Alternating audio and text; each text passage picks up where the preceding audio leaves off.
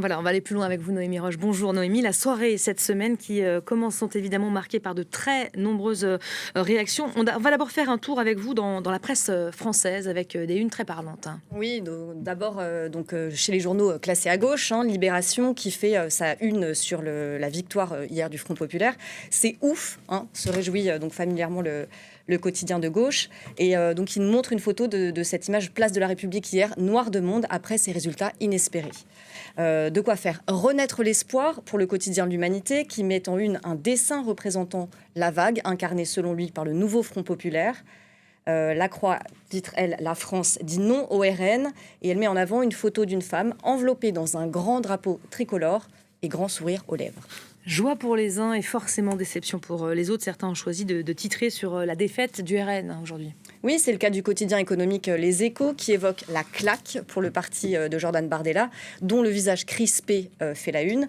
Le RN en échec, la gauche s'impose à Macron, titre de son côté le quotidien de droite Le Figaro. Lui s'intéresse à l'après-législative et aux conséquences du scrutin, avec une Assemblée nationale divisée en 3 blocs, sans majorité absolue. C'est ce que fait aussi le Parisien aujourd'hui en France, qui s'interroge. Et maintenant, on fait quoi ? Le quotidien qui évoque le casse-tête de trouver un Premier ministre pour le président. Passé, c'est une de la presse, forcément beaucoup de réactions politiques sur les réseaux aujourd'hui.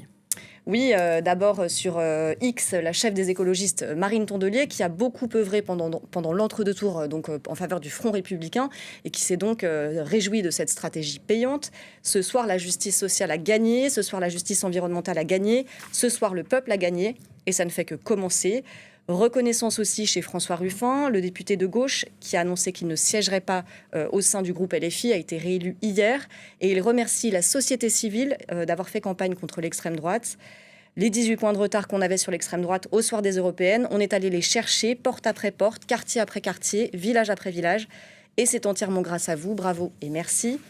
On a aussi la porte-parole du gouvernement Prisca Thévenot, réélu député dimanche, qui a salué aussi la mobilisation des Français. Quand le peuple vote, le RN perd. Hier, c'est la République qui a gagné. Hier, c'est une certaine idée de la France qui l'a emporté sur les extrêmes.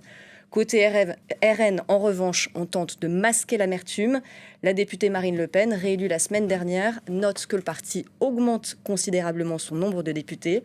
La marée continue de monter et notre victoire n'est aujourd'hui que différée, estime-t-elle sur X. Voilà, particulièrement actifs également dans cet entre-deux tours. Les artistes ont laissé éclater leur joie hier soir et leur soulagement après l'annonce du résultat. Oui, quelle bonne nouvelle enfin, s'est réjoui sur Instagram donc le chanteur Yannick Noah, tout comme l'actrice Sophie Marceau qui s'est fendue d'un simple « Youpi, j'aime la France ». Publication en forme de remerciement pour la réalisatrice et comédienne Andrea Bescon. Vive la France, vive l'amour, merci. Puis enfin, d'autres artistes comme la comédienne Romane Boringer ont relayé la fameuse une de Libération. Et à noter aussi la réaction du footballeur français Jules Koundé, qui s'était déjà engagé contre l'extrême droite. Le soulagement est à la hauteur de l'inquiétude de ces dernières semaines. Il est immense. Félicitations à tous les Français qui se sont mobilisés. Merci beaucoup.